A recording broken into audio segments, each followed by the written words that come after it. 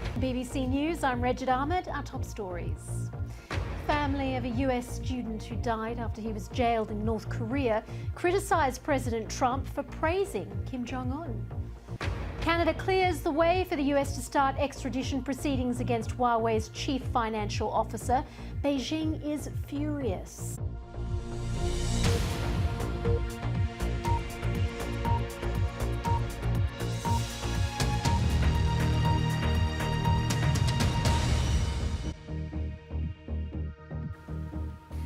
Hello and welcome to BBC News. I'm Regid Ahmed.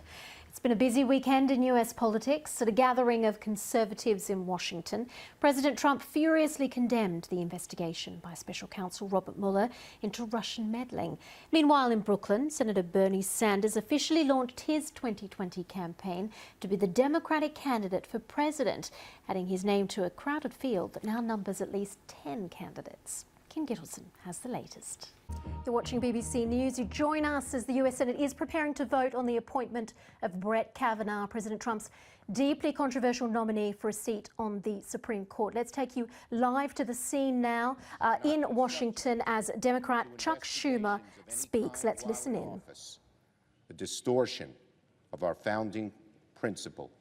You're watching live coverage of the US Senate, these nomination proceedings for confirming the very controversial Judge Brett Kavanaugh as the new member of the Supreme Court judge. But what you've been hearing is multiple interruptions by protesters in the gallery as the names of senators are read out. You hear the sound come in, some of the protests being muffled, and then on it goes. Let's talk to our correspondent Barbara Plett-Usher, who's that's George Bush Sr., who's died at the age of 94 after serving a term as President of the United States between 1989 and 1993. He's now passed away. That's breaking news if you've just joined us here on BBC World News. We are hearing more and more about the negatives of social media, specifically with Facebook, though.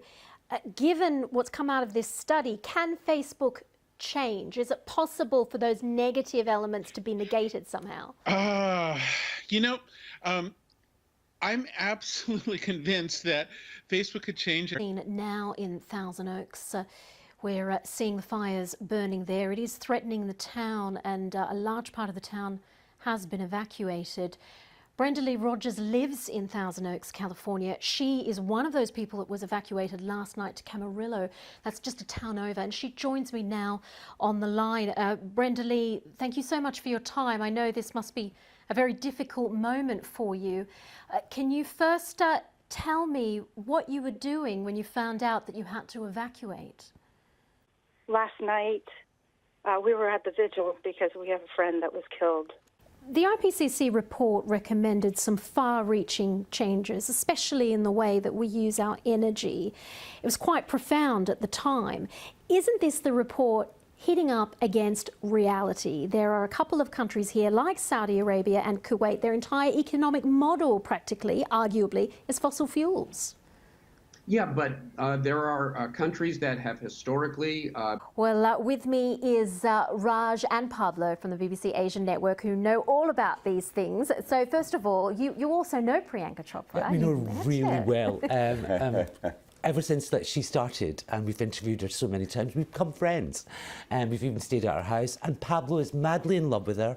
He's broken-hearted. My mother really wanted me to marry her. And Priyanka, so every time I met her, I was like, "Will you marry me?" And she's like, "Yeah." It's been a running joke. It's a running joke. It's a running joke. She's off the market now. Yeah, but I know it's not happening. So, did you ever doubt your team could do it? We never did. Great victory. You must be absolutely thrilled. Well, you keep celebrating tonight, and thank you very much for joining us there. Thanks for having us. The Freeman family celebrating there. Before we go, here's an extremely rare weather phenomenon, a snow roller created entirely by nature. Scientists say that a combination of wind and the right sort of snow led to it rolling across a field in Wiltshire, here in the UK, gathering size as it went. And there are no footsteps or any other sign of human involvement in making it. Pretty amazing. Stay with us.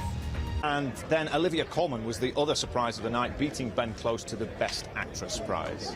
Yes, of course, a big, good night for Olivia Colman. Probably disappointed with the other awards, but she did get Best Actress. Dan Johnson, thank you very much at the Vanity Fair party, where I'm sure things will get underway. And I'm told he's not allowed in, so I'm sure he's disappointed with that. Do stay with us here on BBC News.